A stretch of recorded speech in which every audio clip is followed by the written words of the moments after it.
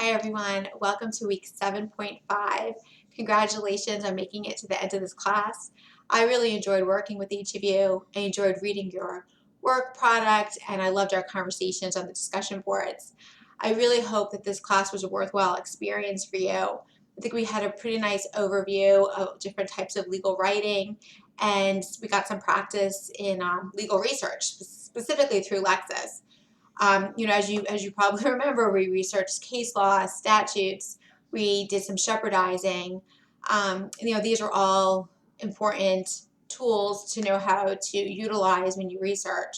So even if you don't feel 100% comfortable, the fact that you've been exposed to it and you have some practice in it, that's good for your legal career. And I encourage you to go on Lexis when you have free time. Type in some search terms, see what cases pop up.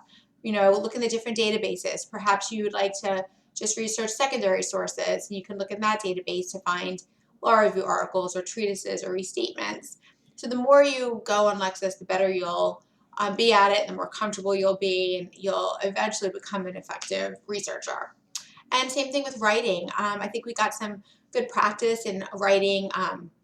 We did a predictive memo, we did a client letter, we came up with a research plan.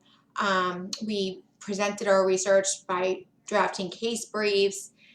These are all important different types of writings that we'll continue to do over and over again in our legal careers.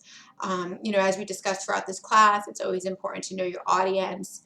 You want to have a particular tone depending on who your audience is. You also always want to try to write in a clear, logical, concise manner. Avoid passive voice. Active voice is more effective. Sometimes fewer words are more effective than an abundance of words. And so, these are just some things to keep in mind. Same with research. The more you practice legal writing, the better you'll become at it. So I do hope that this class helped you. As class comes to a close, if there's any things you're still unsure about, if you have any questions, please reach out to me. I'm always glad to help.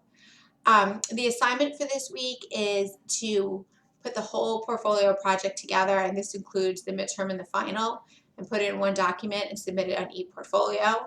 And when I say the final document, I mean please address some of the comments that I gave you throughout the course on each assignment and try to make the edits that I suggested. If you have any questions as you're going through my comments, it is definitely not too late to reach out. I'm glad to clarify anything. So please let me know if you run into any questions. Along with that final submission of the entire portfolio project, including the midterm and the final, you're supposed to write a reflection, and you'll see the directions for that. You could just include that reflection on, towards the end of the portfolio project and submit it as one document.